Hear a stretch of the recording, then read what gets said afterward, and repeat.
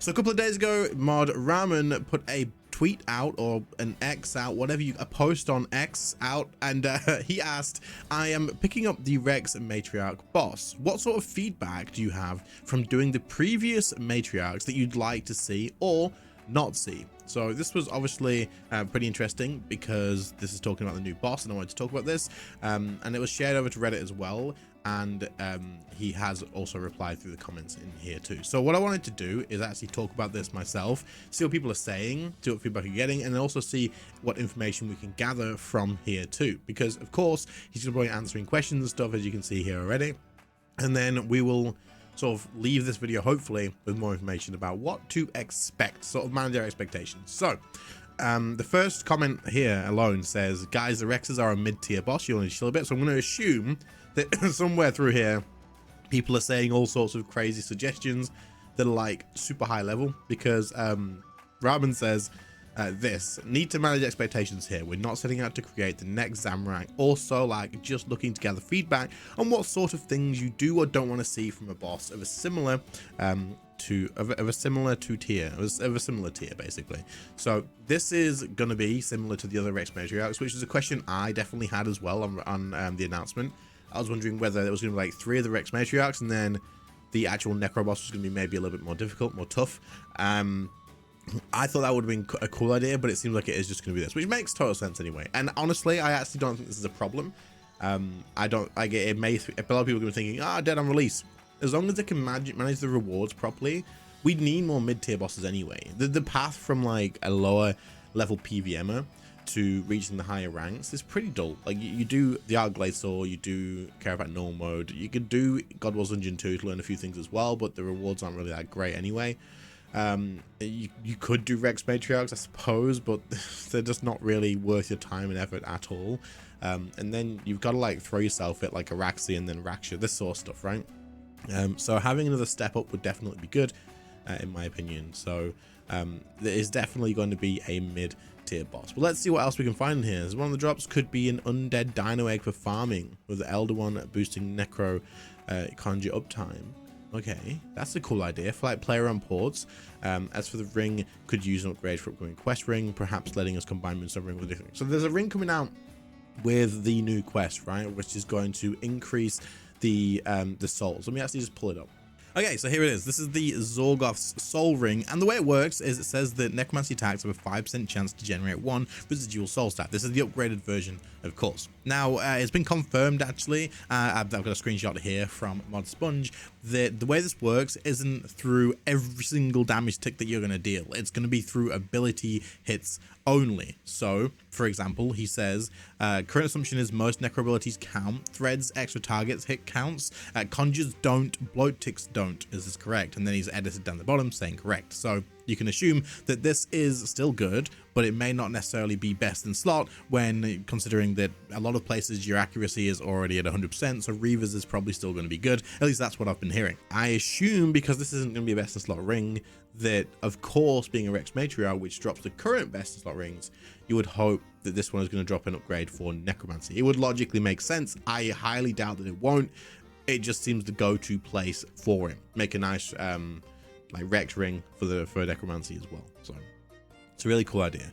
This person says maybe it could drop sources of slime buckets or congealed blood. I like this. I like the slime buckets idea a lot, because obviously right now it's not difficult to get them, but you can't trade them. You have to go and grab them from the ectoplasm place, whatever it's called. This won't be tradable. It'll be an untradeable drop, but it could be in replace of like bones or whatever. You get this instead. That'd be really cool. Another really good question here is from Halem, and it says, out of curiosity, is this new boss's kill count being added to the other matriarchs, or will it be its own? Just wondering if the current thresholds will count towards the pair or not.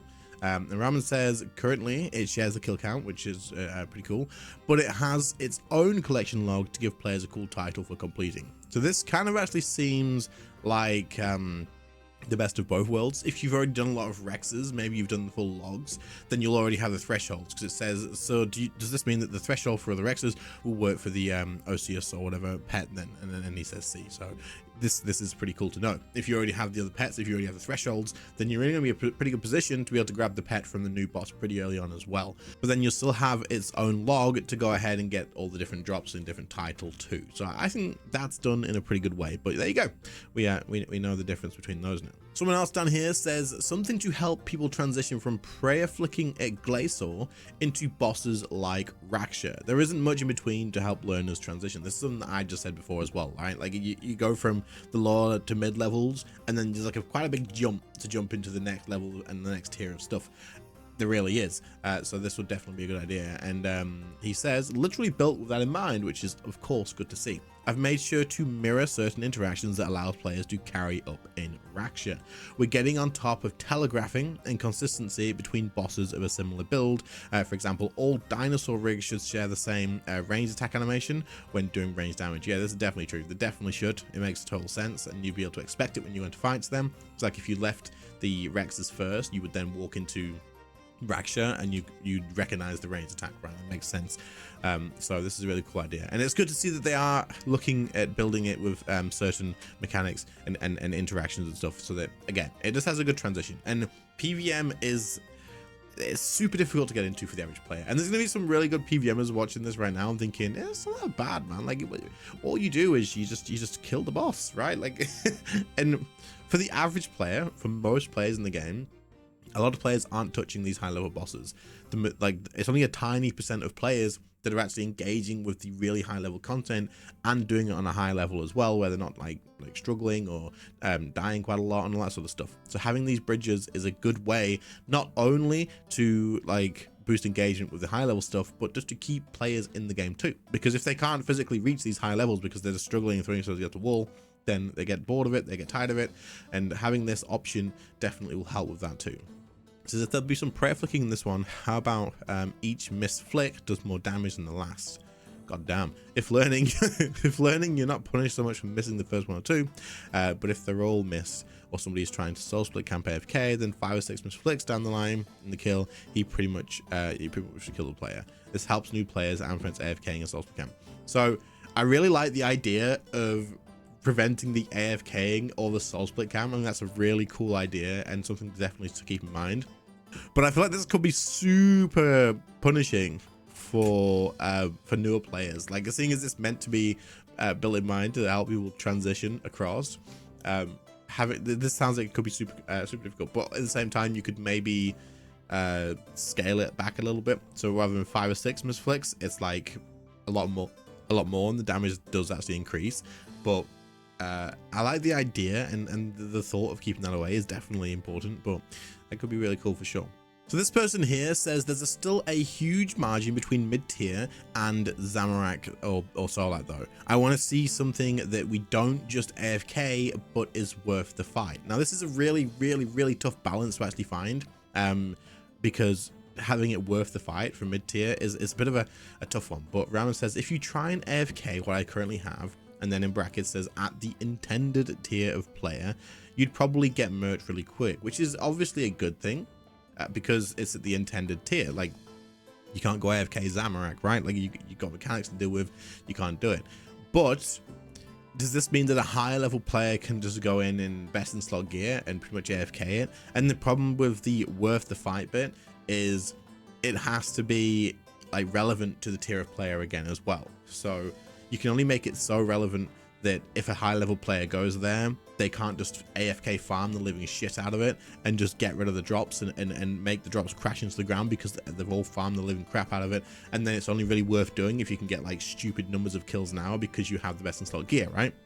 So I'd love to see a mechanic that gets around this. I don't know how you would do it, whether you'd limit it to only taking certain tiers of gear in or something. I don't know, like a gear score system, which kind of doesn't feel that good and would probably fit really badly into RuneScape, to be fair.